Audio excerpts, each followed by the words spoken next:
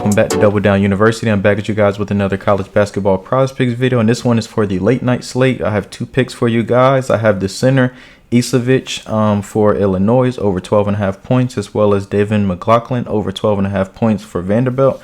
So let's get into it. So let's start off with how we did last video, was we're going to look at the spreads on each game, and it kind of gives you kind of a roadmap to how the game is going to go. Now, granted, some teams can cover big spreads and make it tighter than what it really is, so it's just a gauge, you know.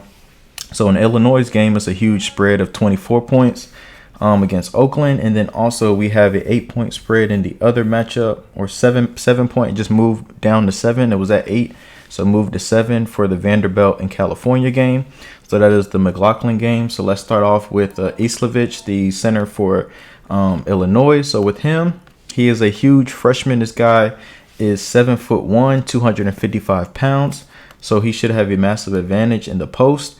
He managed to only play 22 minutes in his last game, and then the game before that he managed to only play 21 minutes. But as you can see, the 22 minutes coming in his last game as opposed to 21, meaning that he's going to see an increase in minutes. And he doesn't really get too much in foul trouble. He had 2 fouls his first game, 3 fouls his second game. And then also his field goal attempts is consistent as well, as he had 10 field goal attempts in the first game and 9 field goal attempts in the second game. Another big thing why I like him in this matchup as well is, and I'll basically expand upon that in just a second, just to show you guys something that I found, but his free throw attempts. So he managed to get 9 free throw attempts the first game. He hit 7 out of 9, which is not bad for a center. And then the game after that, last game, he had 4 for 5. He was 4 for 5 from the free throw line. So he does draw a bunch of contact, bunch of fouls, and gets to the line with ease. Another angle you can look to kind of have a safety blanket, but with a high spread, I'd rather just take his points. But you could do points and rebounds. For him, I think it's at 19.5. He's went over that, way over in both matchups. So that can be a safety blanket if you think he's going to get a bunch of missed shots and rebounds to go along with his points. But the reason why I like his points is just because I found a big advantage for him. If you look at this Oakland's team, I just previously stated he's 7'1". So I looked at the tallest defender on Oakland's roster, which they have a forward, Xavier Barnes. He's only 6'5". The tallest player on the team is actually a guard, which is Isaiah Jones, he's 6 foot. Well, actually, no, he's the second tallest player, because we have Isaiah Jones is 6'7", and then we have a forward that's 6'9". But the 6'9" forward is the tallest player on the court. So he has like at least a 2 to 3 inch advantage on him as well. And I don't think he's going to be able to contain him, as he's only 6'9". He's 247, so he's close to his weight. But, you know, Islavich has really, really good soft touch around the rim, so he should be able to get easy looks inside. Just even if they do pick and roll and he rolls to the basket, he should get easy dump off opportunities. And then just looking at his shot profile again, he shoots 40% of his shots at the rim. He manages to make 50% of his shots at the rim. And then he does shoot the three-pointer a little bit, as he shoots 60% of his shots from three-point range. Only 16% three-point shooter, 77% free throw shooter, which is not bad for somebody 7'1". So that shows you that he has range in all areas, Islavich. But I think tonight he will be more so around the rim, more so than at the three-point line, which they have an advantage at three-point line as well. They have a 3-point advantage as well as free throw attempt rate, as they're one of the top 5 teams in drawing fouls and getting to the line.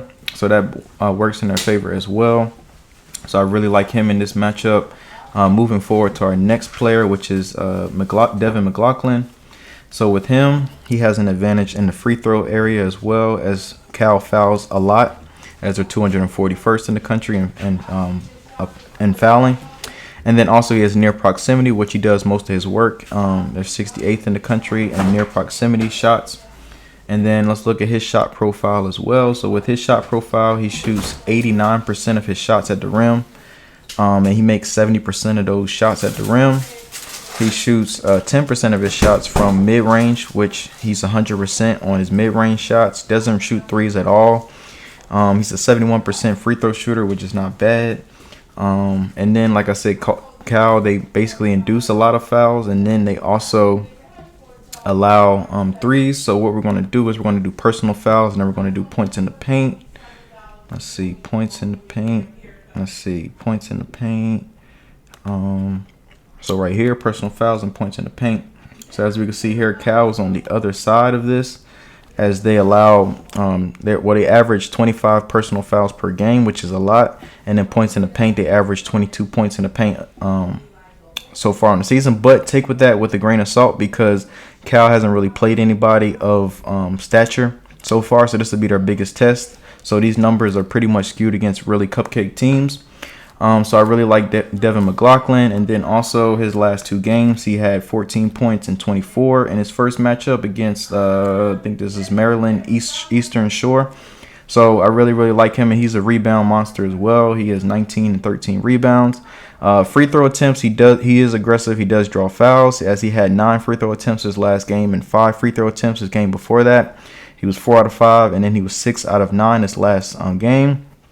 And another bonus too is he doesn't get in a lot of foul trouble, as he's only had 2 fouls. It's the most fouls he's ever committed so far this year.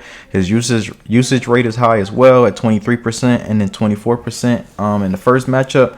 So these are the 2 picks that I really like for the late night slate, and I'll go over them. Islavich over 12.5 points for the center for Illinois, and then Devin McLaughlin over 12.5 points for Vanderbilt. So I appreciate you guys. Please like, comment, subscribe, and I'll see you guys next time.